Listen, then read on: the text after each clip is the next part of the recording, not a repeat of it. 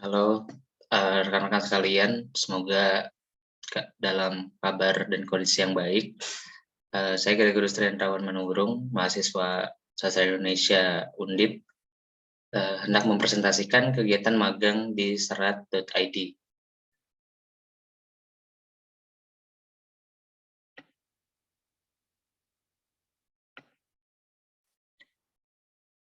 Latar belakangnya, jurnalisme adalah salah satu bagian dalam masyarakat yang memiliki peran penting untuk penyebaran informasi. Dalam penyebaran informasinya dikenal istilah yang disebut dengan kebenaran fungsional. Dengan perkembangan zaman, jurnalisme juga turut berkembang, tidak hanya dalam bentuk atau medium seperti awalnya jurnalisme teks sekarang dan dicetak, dan sekarang ada jurnalisme teks digital, ada juga jurnalisme foto, jurnalisme video, dan sebagainya. Selain itu ada juga cabang-cabang seperti jurnalisme hiburan, jurnalisme investigasi, aliran seperti jurnalisme naratif, jurnalisme sastrawi, dan gonzo jurnalisme. Semua itu terjadi dalam satu benang merah, yaitu memberikan informasi yang dibutuhkan oleh publik. Salah satu cabang jurnalisme adalah jurnalisme musik, yang mana cabang jurnalisme ini berfokus pada hal-hal yang berada di seputar musik, baik itu perihal rilisan karya atau rilisan album, perihal profil musisi, juga hal-hal yang berkaitan dengan industri atau skena musik yang ada. Sayangnya jurnalisme musik di Indonesia tidak terlalu populer dan tidak terlalu banyak dilihat, dan seringkali direduksi menjadi jurnalisme hiburan atau jurnalisme gaya hidup saja.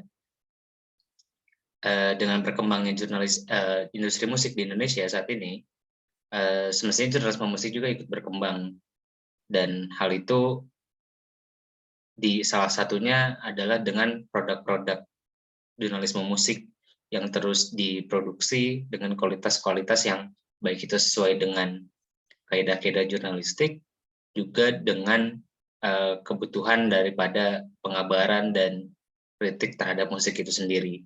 Maka dari itu, saya sebagai pemagang mencoba untuk terjun dalam dunia jurnalisme, terkhusus pada jurnalisme musik, dan berada di media serat.id. Tujuannya adalah untuk mempelajari bagaimana praktik-praktik kerja jurnalistik yang diterapkan di serat.id, yang mana adalah sebuah media profesional yang berbeda dengan media-media alternatif yang memiliki tradisi atau standarnya tersendiri dalam mempraktikkan jurnalisme.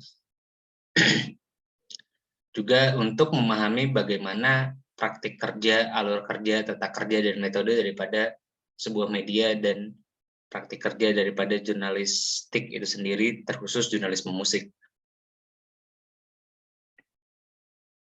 Sedikit profil soal serat.id. Serat.id adalah media online yang berdiri pada tahun 2018, dan pada tahun 2020 serat.id telah berbadan hukum, yaitu PT Serat Aji Sakti.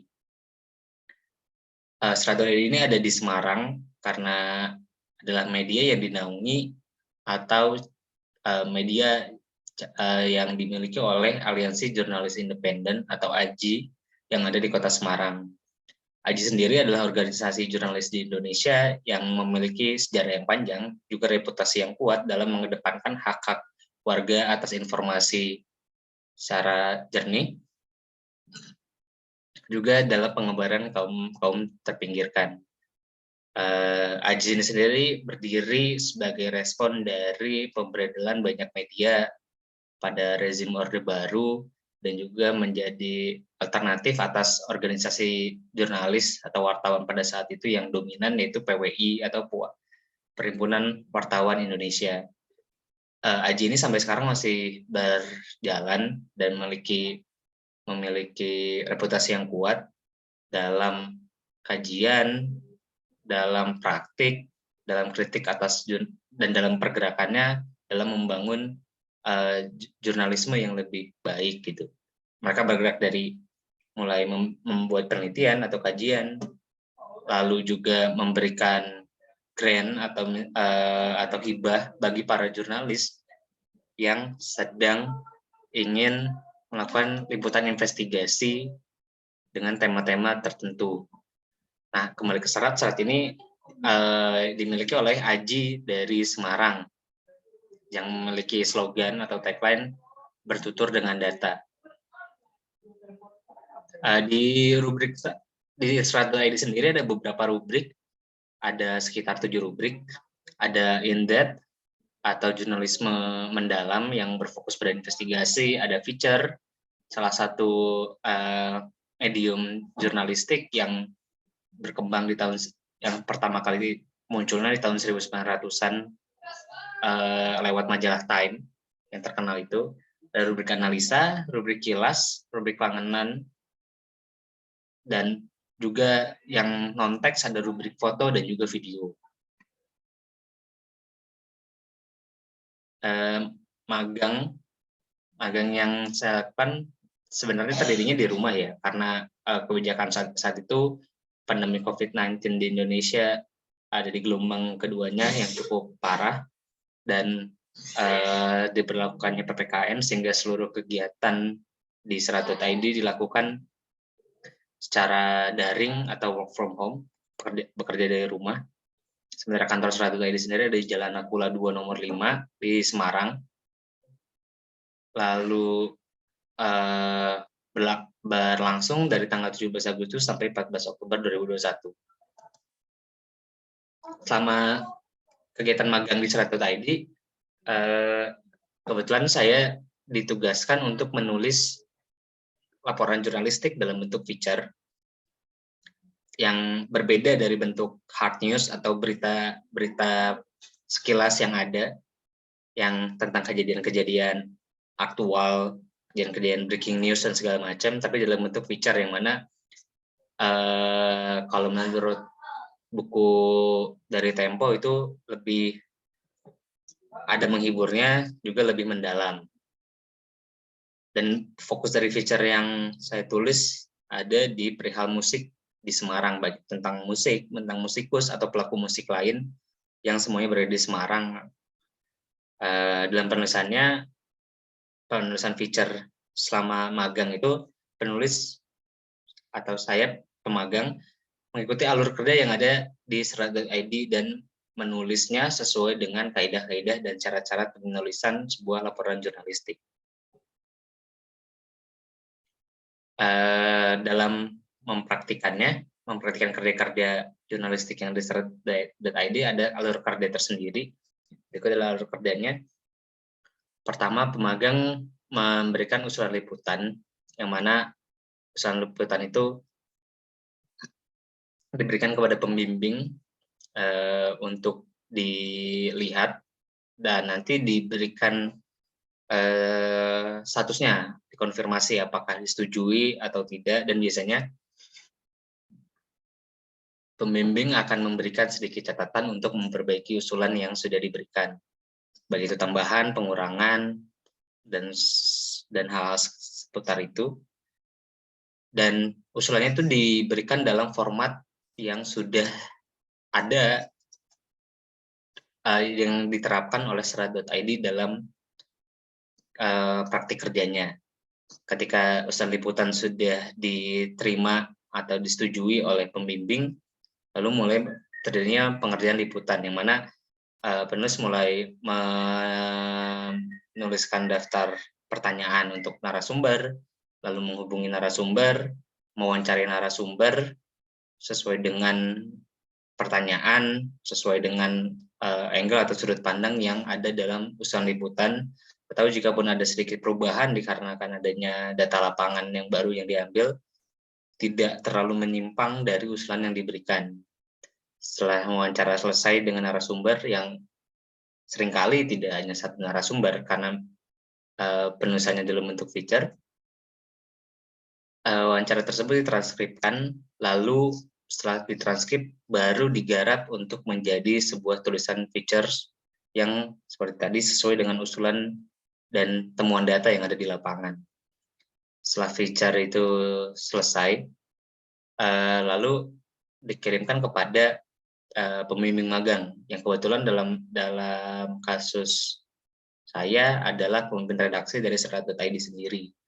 Dari sana pembimbing magang memberikan komentarnya soal hasil tulisan yang sudah jadi, lalu juga disunting, dan jika dirasa layak, tulisannya akan dimuat di situs Serat.id.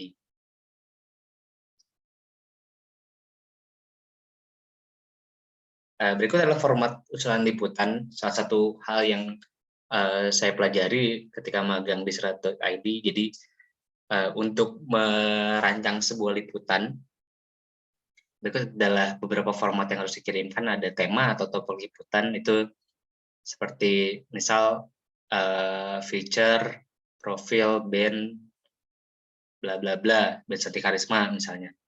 Lalu latar belakangnya seperti apa, bagaimana latar belakang daripada subjek narasumbernya, apa yang menarik, apa yang kira-kira bisa dijadikan landasan dari liputan ini. Lalu ada beberapa data awal, data-data awalnya seperti kalau dari feature musik, album apa saja yang sudah dikeluarkan atau rilisan apa saja yang sudah dikeluarkan, berdiri sejak kapan, apa saja gerakan-gerakan musikal yang dilakukan oleh band ini, apa yang menjadi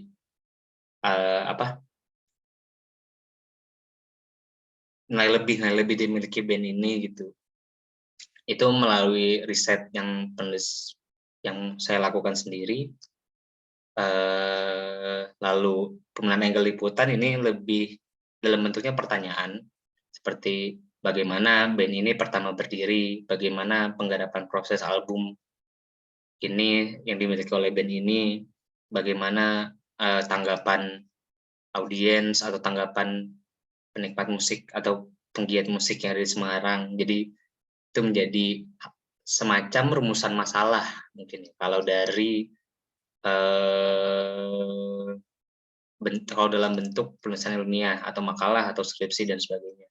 Jadi itu menjadi acuan daripada penulis apa saja yang akan dituliskan dalam liputan tersebut. Lalu ada daftar narasumber agar jelas siapa saja yang akan diwawancarai, siapa saja yang akan ditanya, siapa saja yang akan dikutip pernyataannya dalam liputan tersebut yang disesuaikan dengan angle liputan, data awal, dan latar belakang sebelumnya. Lalu juga data-data pendukung seperti dokumentasi konser, dokumentasi rilisan, dan sebagainya. Hal itu digunakan agar liputan jadi lebih tidak sebatas teks, tapi juga tidak membosankan, tapi juga bisa lebih kuat dalam menyajikan fakta dan data yang ada. Penulis pemagang melakukan magang selama kurang lebih 2 bulan, menulis dan mencari banyak pelaku musik di Semarang, baik itu musikus, penggiat musik, penulis musik, orang-orang yang mengulas musik, yang mendokumentasikan soal musik, pemilik toko rekaman, dan kolektif atau label rekaman juga diwawancarai. Banyak hal yang didapatkan, dan selama itu penulis juga merasakan bagaimana alur kerja daripada Serat.id, bagaimana pengalaman dan pengetahuan yang saya rasakan selama berkuliah, apa yang bisa diterapkan, apa saja kendalanya, dan berikut adalah sedikit saran dan rekomendasi mungkin ya. Untuk Serat.id mungkin dari pengalaman saya selama di Serat, perihal komunikasi ini cukup mengganggu karena ada keterlambatan konfirmasi usulan liputan misalnya, atau ada momen di mana pembimbing sulit dihubungi sehingga saya agak sedikit bingung ini apa yang harus dilakukan, karena seluruh praktik magang yang saya lakukan itu dari rumah dan melalui obrolan di aplikasi WhatsApp, jadi agak sulit ketika pembimbing magang ini sulit dihubungi, sehingga saya tidak tahu apa aja yang harus dilakukan, karena ketika konfirmasi atas usulan liputan tidak jelas disetujui atau tidaknya, saya belum bisa menghubungi narasumber dan sebagainya gitu. Jadi mungkin perbaikan komunikasi ini cukup penting ya untuk keefektivitasan kegiatan praktik alur kerja yang diterapkan di serat sendiri. Jadi ini sangat baik itu untuk serat maupun untuk pemagang, baik saya ataupun nanti di depannya. Untuk program studi, dari praktik-praktik yang saya alami selama magang di serat.id ini, karena lebih banyak materi materi kuliah itu soal teori dan soal kepenulisan itu cukup sedikit, ditambah juga kepenulisan didominasi oleh tata cara penulisan yang ilmiah gitu. Sementara untuk praktik jurnalistik memiliki format yang sepenuhnya berbeda, dasar yang sepenuhnya berbeda, prinsip yang sepenuhnya berbeda pula gitu. Apalagi jurnalistik kan lebih banyak objeknya itu fakta dan data lapangan, sementara dari jurusan penulis itu kebanyakan tetap fakta dan data, hanya saja objeknya itu karya fiksi. Itu hal yang agak sedikit berbeda gitu dan berpengaruh juga ke praktik kerja. Mungkin lebih baik penulis menyarankan adanya pemberian materi yang berfokus pada teknik penulisan, terkhusus penulisan populer. Jadi bukan penulisan ilmiah, bukan penulisan teoritis, makalah, skripsi, mungkin hal seperti liputan, penulisan esai, penulisan opini, dan hal seperti itu. Mungkin itu menurut penulis akan sangat baik jika diajarkan juga di program studi. Memang sudah ada mata kuliah penulisan kreatif, tapi itu masih berfokus itu hanya ada di penjurusan sastra atau pendidikan sastra, dan itu hanya satu mata kuliah dengan bobot 2 SKS.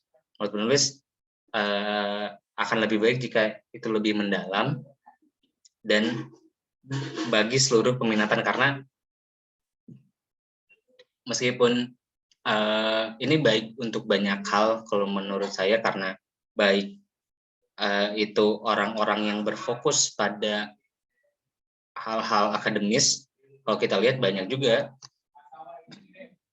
ilmuwan yang menulis secara populer di media massa cetak ataupun non-cetak yang formatnya karya esai populer, opini populer, alih-alih esai dan opini yang ilmiah. Maksudnya mereka tetap dengan basis data dan pengetahuan yang ilmiah, hanya saja cara menuliskannya dengan yang lebih populer, mengutip film, mengutip buku, mengutip kejadian sehari-hari, pengalaman personal yang untuk direnungkan kembali dalam tulisannya. Saya pikir itu akan sangat berguna bagi mereka yang bahkan bagi mereka yang terjun di jalur akademis sekalipun gitu. Untuk yang tidak terjun di jalur akademis nantinya fokus ke karir, pekerjaan atau hal seputar itu, penulisan populer ini dalam bentuk yang populer ini akan sangat penting juga, karena itu bisa membuat mereka lebih dekat dengan audiensnya, dengan pembacanya, tidak mereka bisa menjelaskan, bisa menggambarkan hal-hal rumit, hal-hal teoritis, hal-hal tinggi, hal-hal berat mungkin istilahnya, dalam gaya-gaya yang lebih populer dan gaya-gaya yang lebih dekat dengan keseharian masyarakat umum, sehingga dapat terjadi komunikasi yang lebih terbangun antara pengetahuan yang dimiliki dengan masyarakat yang lebih luas, dan masyarakat pun akan lebih mudah untuk memberikan kritik, memberikan tanggapan dan hal seperti itu. Jadi baik itu bagi mereka yang berfokus di jalur akademis ataupun non akademis, bisa lebih baik lagi jika teknik-teknik penulisan populer ini diajarkan kepada para mahasiswa program studi. Berikut ada dokumentasi kegiatan. Ini ada dokumentasinya berupa screenshot ya, tangkapan layar aplikasi WhatsApp, karena work from home tadi, ini ada bagaimana saya memberikan usulan liputan, ada tema topik, ada latar belakang, ada data awal, segala macam. Lalu ini ketika saya menghubungi narasumber, ada memperkenalkan mengucapkan salam, memperkenalkan diri, siapa mahasiswa Undip yang sedang magang di Serat.id, tujuannya apa, meminta izin apakah boleh atau tidak, dan memberikan contoh bagaimana kira-kira hasil dari wawancara yang akan dilakukan, gambaran umumnya. Ini proses wawancara dari aplikasi WhatsApp juga, jadi saya memberikan pertanyaan di awal, setelah diberikan tanggapan ada pertanyaan ulang dan sebagainya. Nah, ini salah satu artikel yang telah terbit. Ini feature profil dari salah satu band yang cukup lama di Semarang, tahun 2012 berdirinya, sampai sekarang masih berkarya, baru menerbitkan single yang baru namanya Santi Karisma. Salah satu profilnya kurang lebih ada 800 kata, dan ini ada byline-nya, jadi kayak ditulis oleh siapa, penulisnya Gregus Manurung, sedang magang di Serat.id. Kurang lebih begitu presentasi kegiatan magang yang saya lakukan di Serat.id. Semoga dapat menjelaskan, semoga dapat bermanfaat, dan semoga kita semua dalam kondisi yang sehat dan waras selalu. Terima kasih atas semuanya.